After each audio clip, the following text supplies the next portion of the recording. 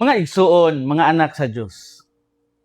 Daghan kayong makalingaw og mga makapadasig nga istorya mahitungod kang Saint Scholastica, ang santos nga igsuon ni Saint Benedict. Si Saint Scholastica natawo sa Italya ug nga kaluha sila ni Saint Benedict. Samtang si Saint Benedict nagtukod og bantugan nga mga Benedictine monasteries, si Saint Scholastica usab nagtukod og komunidad sa mga madre nga nagsunod sa sama nga pagampo og pagdisiplina. Og kada tuig magtagbo silang duha aron magistorya bahin sa Dios, kumusta anay, og magistorya mahitungod sa espirituhanong kinabuhi. Usa sa pinakasikat nga istorya mahitungod kang Saint Scholastica mao ang milagro sa kusog nga ulan nga iyang giampo aron dili lang sa muuli dayon si Saint Benedict kay gusto pa niya nga magpabilin kini aron magpadayon sa ilang panag-istoryahanay. Si Saint Scholastica nailhan tungod sa iyang dako nga gugma sa pag-ampo ug pagpaubos. Tulo ka adlaw human sa ilang katapusan nga panagkita, namatay siya ug nakita ni Saint Benedict sa iyang pananawon ang kalag ni Saint Scholastica nga misaka pa dong sa langit sama sa usa ka puti nga salampati. Ang ilang relasyon nagpakita nga ang tinuod nga pamilya dili lang jud sa dugo kundi panaghiusa diha sa gugma sa Dios.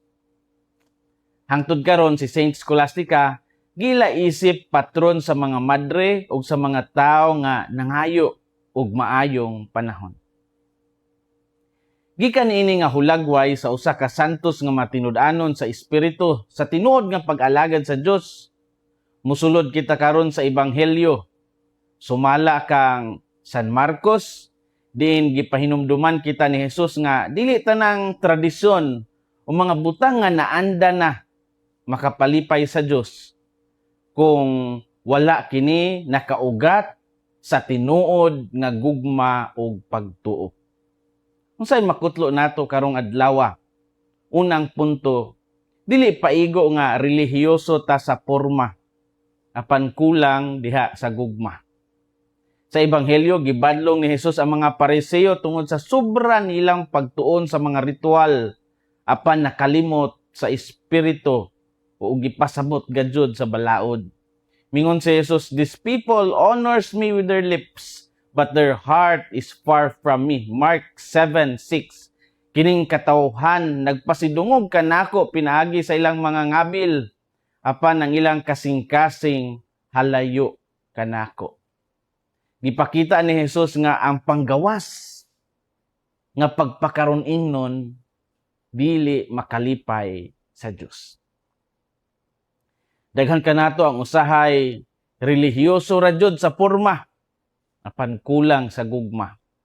Ang problema sa mga Pariseo mao nga ang ilang gipataas ang tradisyon labaw pa sa sugo sa Dios.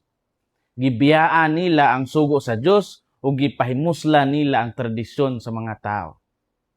Dili supak si Jesus sa maayong tradisyon, apan supak siya sa tradisyon nga unaandang buhat nga walay hustong pagpakabana sa kahintang sa uban. Kinahanglan nato nga susihon kung ang atong mga buhat nagdala bagyod kanato nga mas duol diha sa Dios. Usahay kita mismo mahimong sama sa mga Pariseo. Maayo ta mutuman sa mga seremonyas. Apan kulang sa pagpasaylo, kulang sa pagka mapailobon, o kulang sa pagka maluluyon. Bitaw, ang kinauyukan sa relihiyon, maujud ang kabag-uhan sa kasing-kasing. Maujud ni ang timana nato pirmi. Busa, ang unang hagit alang kanato maujud ang pag-ila nga ang pagtuo, dili nato pasundayag, kundili ang tinuod nga Kristohanong kinabuhi makita diha sa pagkamatarong, pagkamaluluyon o pagkamapaubsanon. Ang tradisyon maayo lang kung kini magdala nato sa mas lawom nga relasyon sa Dios ug sa atong isig katao. Dili paigo nga relihiyoso ta sa porma apan kulang diha sa gugma. Ikaduhang punto, mas importante sa Ginoo ang limpyo nga intensyon kaysa limpyo lang nga panagway. Sa Ebanghelyo, gihatagan ni Jesus og ehemplo ang gitawag nila nga korban. Ang korban, usa ka tradisyon nga gigamit aron malikayan ang pagtabang sa ginikanan. Mingon si Jesus, "You nullify the word of God by your tradition." Mark 7:13. Gihimong walay pulos ninyo ang pulong sa Dios pinaagi sa inyong tradisyon. Ipakita ni Jesus nga ang tradisyon, ubutang nga mga naandan na daan mahimong sayop kung musupak kini sa sugo sa gugma. Kasabot nga walay relihiyosong buhat nga mas labaw pa sa pag-atiman sa atong pamilya o isig katao. Ang mensahe ni Jesus klaro, ang kasing-kasing maudjod ang sentro sa atong pagtuo. Bisan unsa pa kadaghan ang atong ritual, kung kulang ta sa gugma, walay bili kini. Bisan unsa pa kadaghan ang atong nobina, kung kulang ta sa gugma, walay bili ang atong pagtuo. Ang Ginoo nagtanaw sa kasing-kasing. Ang Diyos nagtanaw sa atong intensyon, dili lang sa atong mga panagway. Ang tinuod nga tradisyon sa simbahan, nagtudlo ka nato sa gugma, sa kaluoy, sa pagkamatarong. Kung ang usa ka kostumbre magdala sa pagpasigarbo o pagdaog-daog sa uban, dili na siya gikan sa Dios. Kinahanglan kanunay natong timbang-timbangon ang atong mga buhat base sa Ebanghelyo. Busa, gitawag kita nga mahimong matinud-anon sa espiritu sa balaod sa Dios. Dili nato pasagdan ang mga tradisyon nga mahimong babag sa gugma. Mas importante sa Ginoo ang limpyo nga intensyon kaysa limpyo lang nga panagway. Story time. Ang tradisyon sa hand washing sa dili pamukaon dugay na kaayo nga practice sa daghang kultura. Sa karaan nga panahon, labi na sa kultura sa mga Hudiyo, kini usa ka religious and social ritual. Ang ilang hand washing dili lang tungod aron mahinlo, kundi timaan usab sa spiritual purity o gitawag natong espirituhanon nga kaputli. Mao nga ang mga Pariseo nagtuo nga kung dili ka manghunaw sa kamot sa husto nga pamaagi, mahugaw ka sa atubangan sa Dios.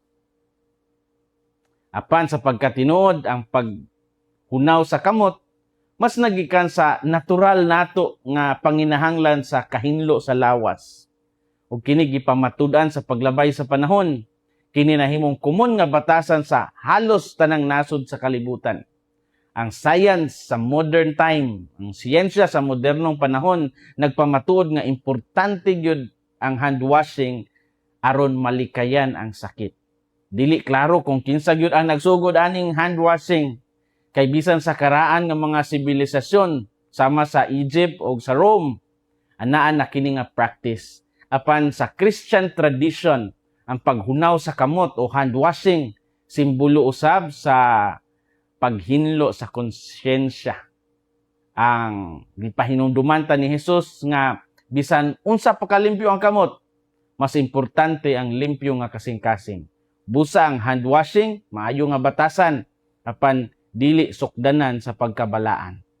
Ang tinuod nga kaputli, magsugod sa sulod sa tao. Mao kini ang hustong pagsabot sa mao nga tradisyon. Mga igsoon, mga anak sa Dios, ang Ebanghelyo karon nag-awhag kanato sa pagtan-aw pag-usab sa atong pagtuo. Dili igo nga relihiyoso lang ta sa panagway o sa mga ritual nga atong ginahimo. Kay ang Dios nagtan-aw sa atong kasing-kasing o sa atong pagtagad sa atong isig katao. Hinaot nga ang atong mga tradisyon magdala nato sa mas lawom nga gugma o pagkamatarong. Dili pod yun nato gamiton ang relihiyon aron makalikay pod sa atong mga responsibilidad sa pamilya o sa uban. Ang tinuod nga pag-alagad sa Dios makita sa pagka mapaubsanon o pagka maluluyon. Hinaot nga ang kasing-kasing ni Kristo maghari sa atong mga kasing-kasing. Kini si Father Felmar Castrodes, PLSVD, ang inyong magsisibya sa maayong balita. Gikan dinhi sa Radio Veritas Asia, hinumdumi ang kinabuhing Kristiyano, kinabuhi sa pagserbisyo.